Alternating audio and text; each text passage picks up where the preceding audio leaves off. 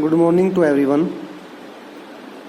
आज मैं आपको फर्स्ट चैप्टर से शुरू करवा रहा हूँ और मैं उम्मीद करता हूँ कि आप इसको अच्छे से समझेंगे।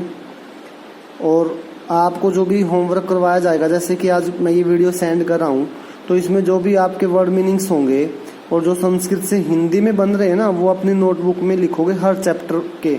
जैसे कि आज मैं फर्स्ट चैप्टर करवाऊँ तो आप लिखोगे फर्स्ट लेसन नंबर 1 संस्कृत वर्णमाला, और वहाँ पे लिखोगे शब्द और उसके अर्थ। इसी प्रकार नेक्स्ट चैप्टर में जहाँ पे हिंदी संस्कृत से हिंदी के लिए पैराग्राफ आता है ना, वहाँ पे आप लिखोगे जैसे कि चैप्टर 3, और वहाँ पे आ गया हिंदी। तो अभी सभी के नोटबुक्स में ऐसा लिखना है। हॉलीडेज होमवर्क आपका कंप्लीट हो चुका है, ये अब नेक्स्ट सेशन आपका शुरू हो चुका है। तो जिन बच्चों का रह जाता था या किसी ने चैप्टर रीड नहीं किए थे, किसी को पता नहीं था ना, क्योंकि संस्कृत आप पहली बार पढ़ रहे हो, तो इसलिए मैं आज आपको प्रथम पाठ है यानी कि पहला पाठ पढ़ा रहा हूँ, जिसका नाम है संस्कृत वर्णमाला।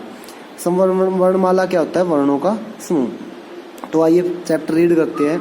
भारत की सबसे प्राचीन भाषा संस्कृत है, यानी कि जब सबसे पहले जो भाषा शुरू हुई थी हमारे भारत में, वो संस्कृत भाषा शुरू हुई थी। संस्कृत भाषा को अनेक भारतीय भाषाओं जैसे गुजराती, बंगला, हिंदी, मराठी, तमिल आदि की जननी कहा जाता है। जननी होता है जन्म देने वाली, यानी कि ये जो भाषाएं हैं ये संस्कृत भाषा से ही निकली हुई हैं। हमारी राष्ट्रभाषा हिंदी भी संस्कृत भाषा से ही विकसित हुई है। भाषा का प्रयोग अपनी बात को बोलकर या लिखकर और दूसरे की बात को समझने, सुनकर या पढ़कर यानी कि किया जाता है। यानी कि जो भाषा है हम उसका प्रयोग किसके लिए करते हैं? भाषा एक ऐसा माध्यम है जिसके द्वारा हम अपने विचार प्रकट करते हैं और दूसरों के विचार ग्रहण करते हैं, उनके विचार सुनते हैं, वो भाषा कहलाती है। भाषा के यहाँ पे संस्कृत भाषा में 2 रूप दिए गए हैं, मौखिक और लिखित। मौखिक क्या होती है? जो हम मुंह के द्वारा बोलकर दूसरे को समझा रहे हैं, जैसा कि आप चित्र में देख सकते हैं, ये इसको बोल करके समझा रही है।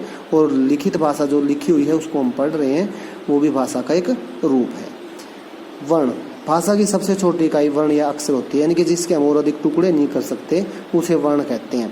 सही क्रम में लिखे हुए वर्णों के समूह को वर्णमाला कहते हैं। अब क्वेश्चन ये था कि वर्णमाला क्या होती है? वर्णों का समूह। कौन सा समूह? व्यवस्थित समूह। व्यवस्थित कहता, व्यवस्थित वो जो सही क्रम में लिखा हुआ हो। वर्णों के व्यवस्थित समूह को वर्णमाला कहते हैं। संस्कृत व हिंदी भाषा की वर्णमाला एक ही है। संस्कृत वर्णमाला में कुल 46 बोलते हो, जिसको आप 46 बोलते हैं। 46 वर्ण होते हैं, जिन्हें 2 भागों में विभाजित किया गया है, स्वर एवं व्यंजन। तो संस्कृत भाषा में कितने वर्ण हुए? 46, और उसको कितने भागों में बांट दिया गया है? 2 भागों में। देखते हैं कौन कौन से? स्वर व व्यंजन। स्वर के वर्ण वे वर्ण होते हैं जिन्हें उच्चारण करते समय अन्य वर्णों की सहायता नहीं लेनी पड़ती। इसकी एक परिभाषा ये भी है कि जो स्वतंत्र रूप से बोले जाते हैं या जिनको बोलने में अन्य वर्णों की सहायता न लेनी पड़े, वे स्वर कहलाते हैं। संस्कृत वर्णमाला में स्वरों की कुल संख्या 13 है। जो हिंदी होते हैं ना, हिंदी में 11 होते हैं और संस्कृत में कितने होते हैं? 13 होते हैं। आइए कौन कौन से होते हैं देख लेते हैं। ए, आ, ई, उ, री, री, ए, आई, ओ, औ, ये संस्कृत के क्या हैं? स्वर हैं। व्यंजन, व्यंजन वे वर्ण हैं जिनका उच्चारण करते समय स्वर वर्ण की सहायता लेनी पड़ती है, यानी कि जो वर्ण दूसरे वर्णों की सहायता से या स्वरों की सहायता से बोले जाते हैं वो व्यंजन कहलाते हैं। संस्कृत भाषा में व्यंजनों की कुल संख्या 33 होती है, यानी कि 33 होती है। व्यंजन मूल रूप में हलंत के चिन्ह, यानी कि ये जो चिन्ह है ना, ये हलंत का चिन्ह है। हलंत जिसके नीचे लग जाता है ना, वो उस अक्षर में कोई भी स्वर नहीं होता। तो व्यंजन मूल रूप से हलंत के चिन्ह के साथ लिखे जाते हैं। जैसे कै व्यंजन का मूल रूप कै हलंत नीचे लगा करके, ये इसका मूल रूप है, यानी कि इसमें कोई भी स्वर नहीं है। मूलतः सभी जो व्यंजन होते हैं उनमें ए होता है, लेकिन जिसके नीचे हलंत लगा दिया जाता है उसमें कोई भी स्वर नहीं रहता। व्यंजनों को 5 भागों में विभाजित किया गया है। प्रत्येक वर्ग में 5 वर्ण होते हैं और प्रत्येक वर्ग का नाम उसके प्रथम वर्ण के नाम पर रखा गया है। यानी कि इन्होंने 5 वर्गों में इसको विभाजित कर दिया। विभाजित का मतलब बांट दिया, डिवाइड कर दिया गया इनको।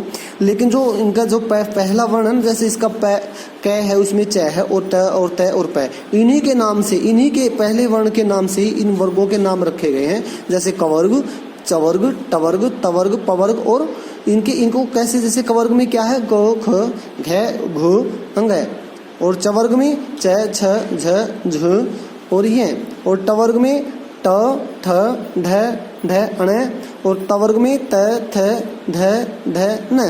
और पवर्ग में प फ भ भ मैं, और ये य र ल व ये जो व्यंजन होते हैं ना, और ये अंतस्थ व्यंजन होते हैं, स और ह ये ऊष्म व्यंजन होते हैं। अब देखिए ये आपने वर्णमाला, ये वर्णों का समूह ही तो था, वर्णमाला ही तो थी ये जो तालिका बनाई हुई है। इससे नेक्स्ट क्या बता रहे हैं कि अयोगवाह क्या होते हैं। अयोगवाह ये न तो स्वर होते हैं और न ही व्यंजन होते हैं, इन्हें केवल चिन्हों के द्वारा ही दिखाया जाता है। ये दो होते हैं, जैसे कि ये है ना अनुस्वार बोलते हैं इसको, जैसे संपन्न के ऊपर लग गया, पंकज के ऊपर, कंगन के ऊपर लग जाता है। और इस विसर्ग, इसको विसर्ग बोलते हैं, जैसे पुनः के बाद में लिखा हुआ है और प्रातः के बाद में लिखा हुआ है। इस जो विसर्ग की जो आवाज होती है ना, वो है के रूप में होती है, जैसे प्रातः, पुनः, रामः, कृष्णः, देवः, गोविंदः, इस प्रकार है के रूप में विसर्ग का उच्चारण किया जाता है। ठीक है, तो देखो नीचे एक लाइन लिखी हुई है, कितनी अच्छी बात कही गई है ना संस्कृत में। मतलब ज्ञान की जो बातें वो संस्कृत में ही सबसे ज्यादा बताई जाती हैं। सत्यमेव जयते, सत्य की ही जीत होती है, न अनितम, झूठ की नहीं। यानी कि यदि आप झूठ बोलोगे ना किसी दिन फंस जाओगे, इसलिए सत्यम वद, सच बोलना चाहिए हमें। सत्य की क्या होती है, जीत होती है। तो आपको कल का जो काम है वो आपका क्या काम है कि आप इस चैप्टर को रीड करोगे होमवर्क में, और जो इस चैप्टर का जो अभ्यास है मैं एक बार करवा देता हूं, और कल आप इस अभ्यास को कंप्लीट कर लेना। आपकी नोट, आपकी बुक में ही इसको कंप्लीट करना है। तो भारत की सबसे प्राचीन भाषा क्या है, सभी को पता है, लेसन में रीड किया, संस्कृत। वर्णों का क्रम उसमें क्या कहलाता है, आपको सभी को मैंने बताया था, वर्णमाला कहलाता है। वर्गों का नाम किस पे रखा गया है, उसके प्रथम वर्ण पे रखा होता है। और संस्कृत वर्णमाला में कुल कितने वर्ण होते हैं, इन्होंने वर्ण पूछा है, ये 46 होते हैं, 46 होते हैं। ओके, शुद्ध उच्चारण कीजिए। संज्ञा, पंखा, हिंदी संपूर्ण, रामः, सनहि सनहि, पुनः सवतः। और ये तो चलो उच्चारण करना है, इसमें निम्नलिखित व्यंजनों को पृथक करके लिखना है। इनमें से व्यंजनों को अलग अलग लिखना है। तो इनमें व्यंजन क्या है, क, मैं, य, ट, छ और ट, ल, स, र, प। तो ये आप इसको कंप्लीट करोगे, ये पेज नंबर 9 है, इसको कंप्लीट करोगे। और पेज नंबर 10 पे क्या लिखा है, व्यंजनों के साथ स्वरों को मिलाइए। च में ए मिलाया चाबना, मैं में री मिलाया मृ, ल में ई मिलाया ली, और न में ऊ नू, थ में ई थी, और न में ऊ ब में ऊ मिलाया भू, और स में ए मिलाया स, फ में आई मिला फई, ज में औ मिला जऊ, र में ए मिलाया रे। इसी प्रकार व्यंजनों के वर्गों के अनुसार लिखिए। इनको वर्गों के अनुसार लिखना है। क वर्ग में आते हैं ख और घ, च वर्ग में आते हैं च और घ, छ, और ट वर्ग में आते हैं ट और ढ, और त वर्ग में आते हैं थ और न, और प वर्ग में आते हैं फ और भ। ये आपका चैप्टर कंप्लीट हो गया। श्रवण कौशल में देख लेते हैं कौन सी भाषा सबसे प्राचीन भाषा है, संस्कृत भाषा। ये क्वेश्चन ज्यादातर जब हम एग्जाम्स लेते हैं ना, तो ये सारे क्वेश्चन लगभग आ ही जाते हैं। संस्कृत को सभी भाषाओं की क्या कहा जाता है, जननी कहा जाता है, जन्म देने वाली। और संस्कृत वर्णमाला में कुल कितने वर्ण होते हैं, ये आपको सभी को पता है, 46 वर्ण होते हैं। संस्कृत वर्णमाला को कितने भागों में विभाजित किया गया है, ये 2 भागों में विभाजित किया गया है। तो मैं उम्मीद करता हूँ कि आपको ये लेसन समझ में आया होगा। यदि नहीं समझ में आ रहा तो वीडियो को बार बार देखें और इस चैप्टर को कंप्लीट करें। Okay, thank you.